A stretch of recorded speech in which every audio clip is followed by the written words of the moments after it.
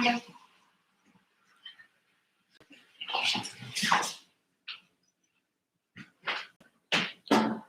Welcome, everyone. Oh, well, so what do I do? Never done this before.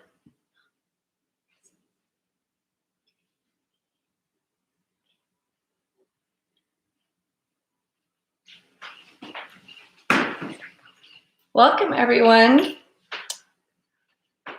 This is my first time doing a live video, so I'm new to this, and we'll see how it goes. So this is a learning experience. But today, we're going to be talking about fermented carrots, and I decided to do some other vegetables as well while I was chopping up, and it's the same process. So we'll talk about that.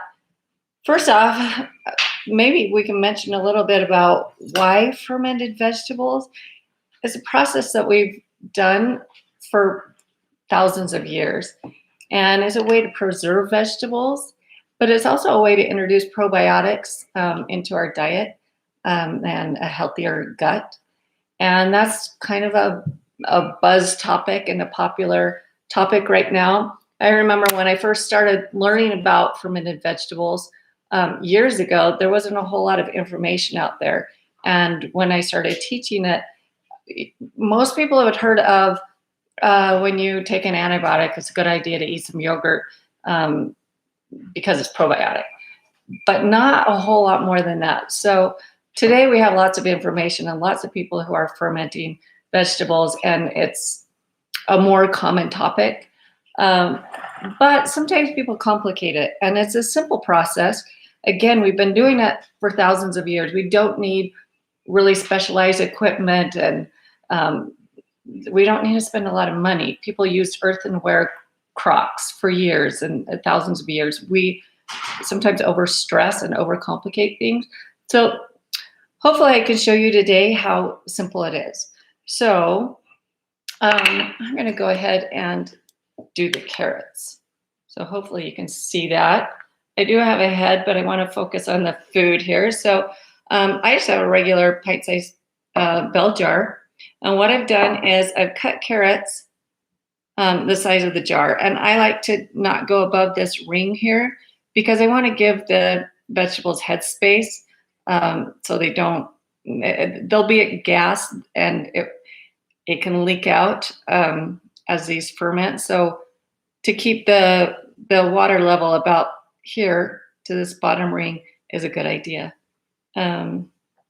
So I've cut these carrots about that size. I'm going to place them in the jar. And I did carrot sticks, but you can do carrot coins. And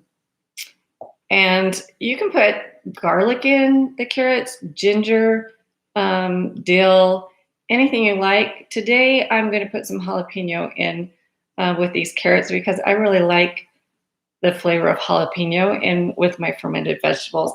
And because I wear contacts and touch my eyes, I'm a little careful when I touch jalapenos because when I touch my eyes, it burns. So I'm going to just put on some gloves to put these jalapenos in.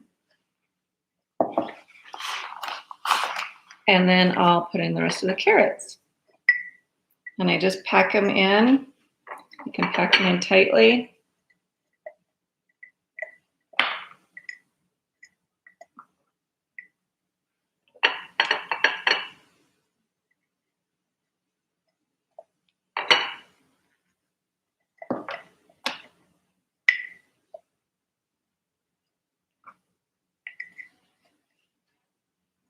And then what we're going to do is put a saltwater solution over these carrots. Some of them are a little high. And I'm just going to chop the top off those that are a little tall.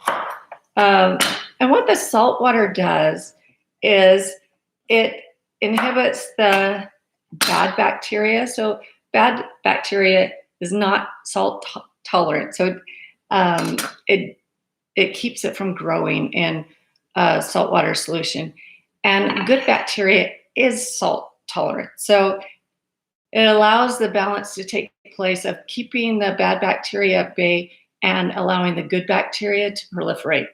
And how we know that's happened, that the good bacteria have taken over and created a probiotic environment, is when we taste the water, rather than tasting like seawater, it will taste tart like a vinegar. And that's our clue that we've got some good bacteria going on. We've got a good probiotic environment. So what I'm going to use is a solution of 2 cups of water, and I'm going to put 3 teaspoons or a tablespoon. 3 teaspoons is a tablespoon, but I'm going to put that in some water. I've got another one I'm going to make a little extra brine because I'm going to do some vegetables, mixed vegetables. So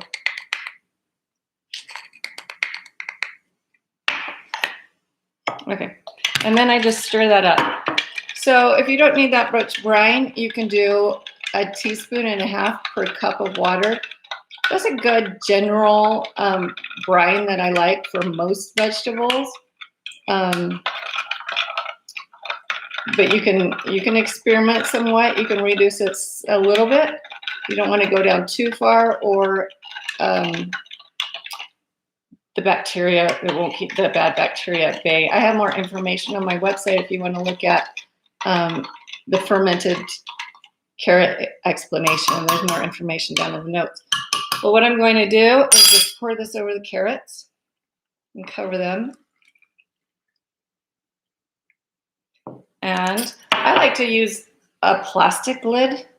You can get these on Amazon. And the reason why is the acidic water of the ferment will rust the metal lids. And so I like a lid like this. It doesn't seal real tightly, and I like that too because it allows gas to escape as the carrots ferment and create a gas. What I'm going to do, a lot of people use weights to weight down their vegetables. And over the years, I've found that that's not really necessary. If you just give this a tight twist and shake these once a day, that will be enough to keep the bacteria on the surface from growing. So bacteria will grow in an environment of where there's oxygen. And so the surface is prone to bacteria developing. And again, if you just give them a little shake every day, and I just twist the lid back a little bit so it's not super tight, so a little bit of gas can escape. It's not loose, but it's not super tight. So just a little, maybe an 1/8 of a turn back.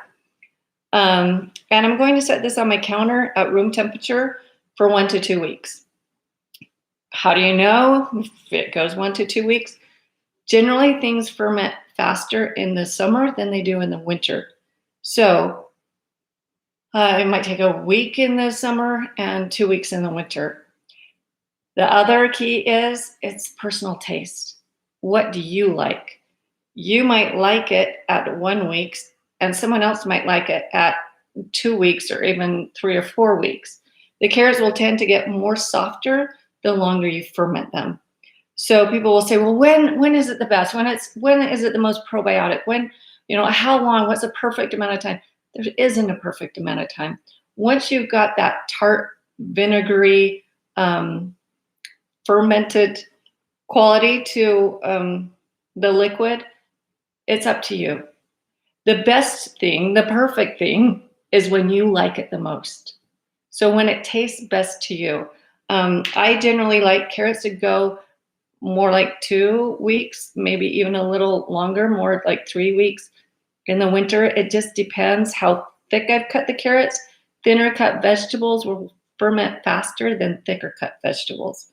And so I'm going to taste it at 1 week and decide, do I want to go, another few days, another week? At that point, I'll taste again and decide, do I want to go another week? And again, they'll get a little softer the longer you go. So if you like them real crunchy, err on the shorter side. If you like them softer, you can go a little bit longer. So I'm going to do, this is pretty fast. So I'm going to do just some mixed vegetables. I had some in the fridge while I was chopping up. And so I decided to do just show you how you can do other vegetables. And with this one, I am going to do some herbs in the bottom. I like to put some herbs, some dried herbs in the bottom of a mixed vegetable ferment.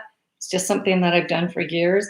I've got about a half teaspoon of oregano, a half teaspoon of basil, and a half teaspoon of dill. And then I put a pinch of red pepper flakes, maybe about an eighth a teaspoon. I'm going to put I've chopped up some jalapeno in this one as well. I don't know if you can see any. I cut it in bigger chunks rather than strips. I want this mixed vegetable ferment to be in about 1-inch chunks. And a similar size, so they ferment about the same amount of time. So I'm going to put the herbs in the bottom and then just start packing this in. Oh, I lost a jalapeno on the keyboard. And I've just done a mix of red peppers, some carrots, red onion, some chunks of red onion, and some chunks of jalapeno. And one of my sons swears by this liquid of this ferment when he gets sick, when he starts to feel like he's getting sick.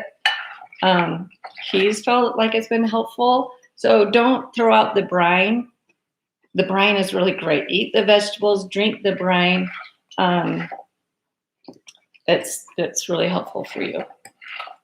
We don't want to waste that wonderful probiotic brine.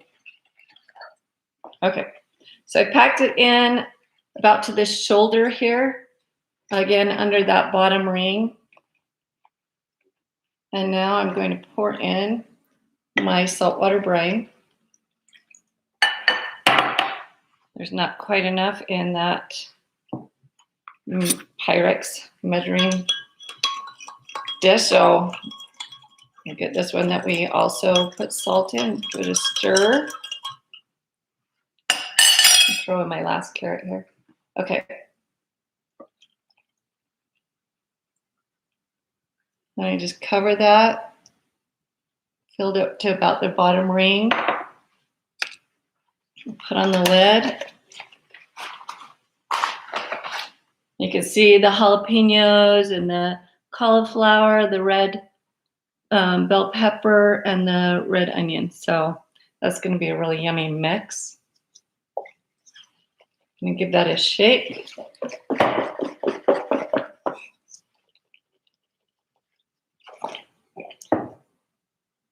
And then just turn back the lid again, like an eighth a turn, so that some of the gas can escape.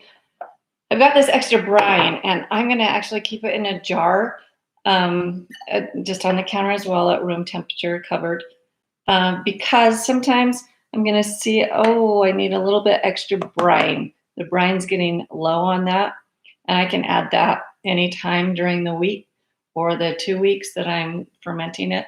So it's a good idea to just have a touch extra brine. You can always mix some more up, but if you've got some already made, go ahead and just keep that. So that is everything we've got on fermented carrots, fermented vegetables. If you have any questions, the best way to ask me questions is to direct message me on Instagram. You can also email me. I'm often faster with my messages on Instagram. So hopefully you'll give this a try. It's super easy and really nutritious. Go ahead, set it somewhere by the sink, somewhere where you'll see it and you'll remember to give it a shake. You can give it more shakes than just one during the day. You can't shake it too much, but at least once a day. And that's all I got for you. So let me know if you have any questions. And do I have any questions? Oh, sorry.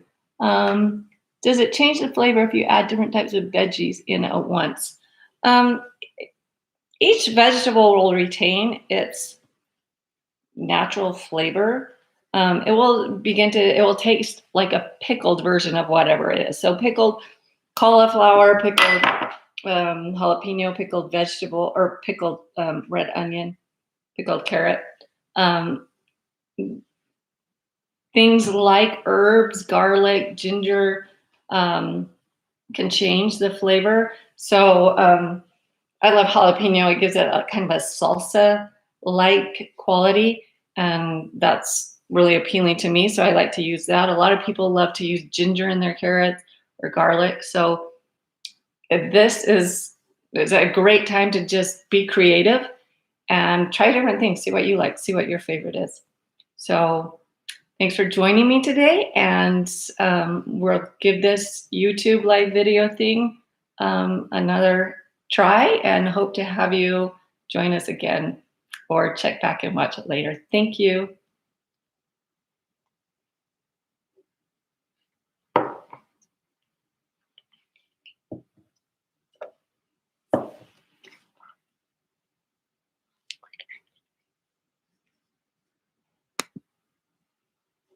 Your stream was up and live. Okay, stop that. Record me.